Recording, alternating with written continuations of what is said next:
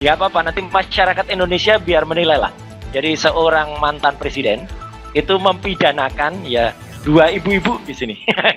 Roy Suryo menyebut selain melapor ke polisi, Jokowi juga seharusnya bisa memenuhi panggilan untuk laporan yang lainnya. Roy Suryo berharap dalam pengusutan kasus ini tidak ada kriminalisasi.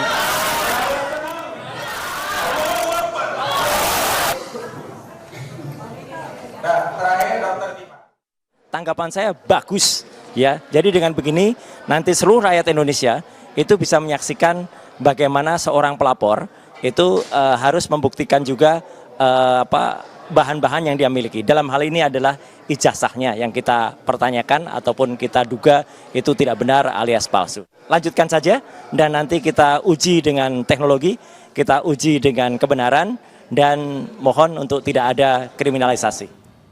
Iya kan udah sering disebut, nggak apa-apa. 2 RS itu kan double RS ya. Saya sama Dr. Rismond Sianipar. Nggak apa-apa. Tapi yang menarik gini Mbak Putri. Kan tadi kan kita dengar sendiri ya dari Pak Yaakob ya. Jadi kemarin kan ada nama Pak Rizal Fadilah. Itu nggak ada, sudah. Jadi ada tambahan nama Pak ES, Egy Sujana, dan juga ada tambahan nama K. K itu Bu Kurnia. Wah ini, ya apa-apa. Nanti masyarakat Indonesia biar menilai lah. Jadi seorang mantan presiden itu mempidanakan ya dua ibu-ibu di sini, gitu kan gitu. Kenapa Mempidanakan loh dia, mempidanakan Ibu Kurnia dengan Dr. Mas Roy, kalau tadi Rima. Mas Roy pakai kata-katanya adalah nggak apa-apa biar masyarakat tahu bahwa seorang mantan presiden melaporkan kasus dugaan ijazah palsu ini. Kenapa sih? Apa yang dimaksud dalam hal ini?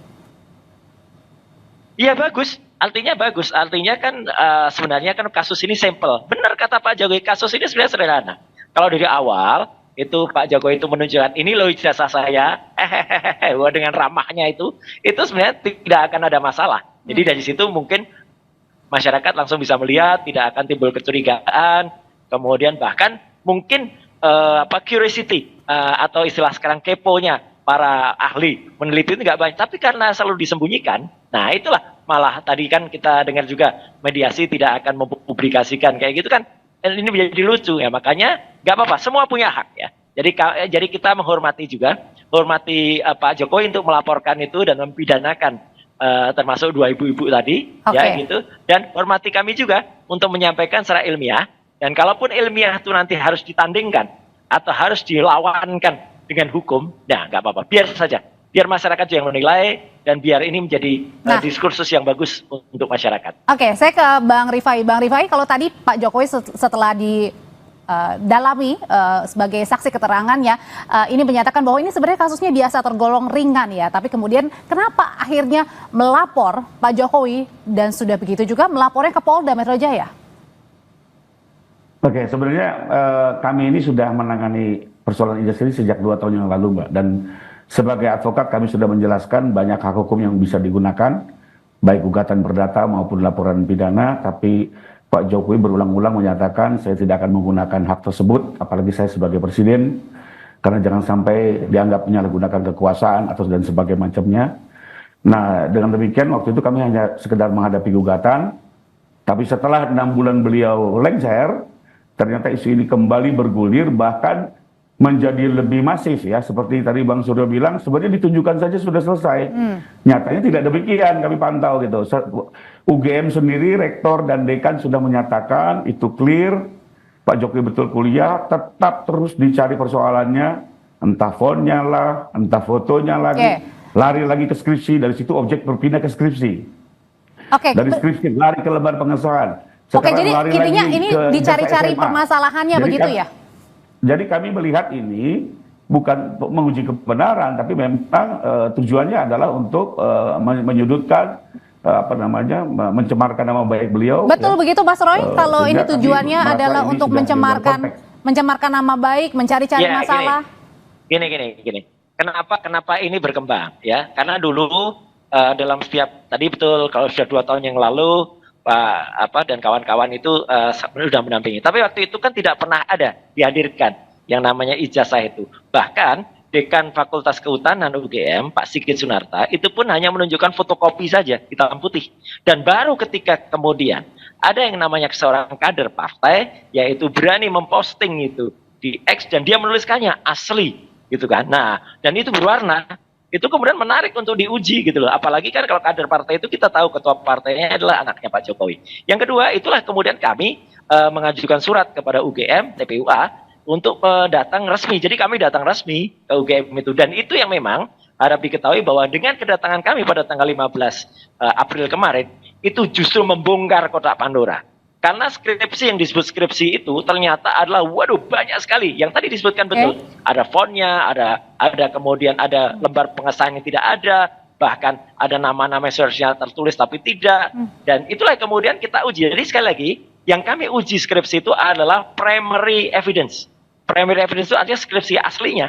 Yang disebut skripsi aslinya Jokowi. Itu kayak gitu, dan kalau udah kayak gitu Mbak, kami sangat menyayangkan kalau UGM harus memutuskan, dan dari situ UGM goyah.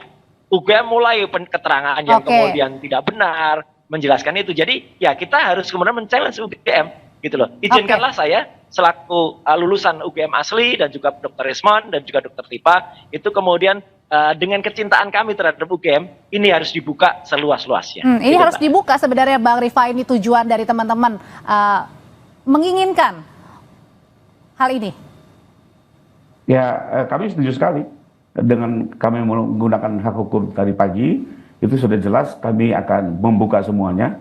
Dan satu fakta yang diyakini bahwa pertama Pak Jokowi meyakini betul bahwa ijazahnya asli, kedua telah menyelesaikan perkuliahan sesuai prosedur sehingga layak mendapat titel kesarjanaan, termasuk skripsi yang dibuatnya pun dibuat secara benar, ya.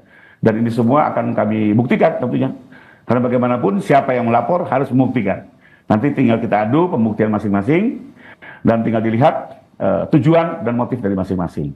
Oke, kalau berbicara tadi kita lihat tujuan sama motifnya masing-masing, Mas Roy, kalau gitu sebenarnya apa sih motif atau tujuan dari meminta Pak Jokowi untuk menunjukkan ijazah asli begitu? Kan saat ini apa urgensinya nih? Ya, kata kuncinya betul tadi ya, yaitu kejujuran.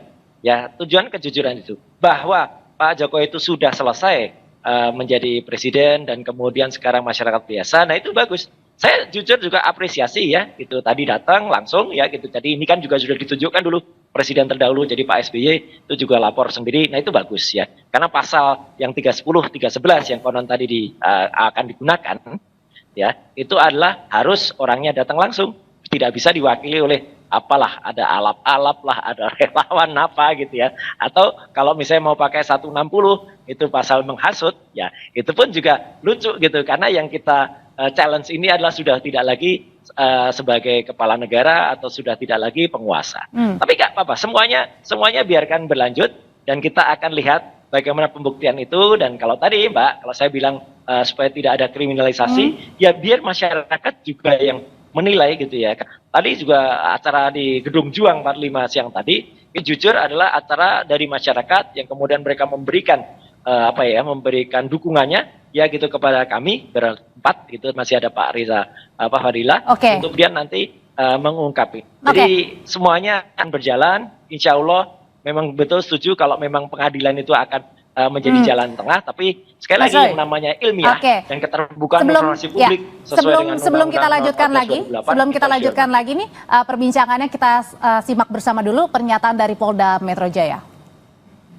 Beliau sudah diterima, kemudian beliau tadi diambil keterangannya di Subdit Kamnet ya, Ditreskrim Polda Metro Jaya.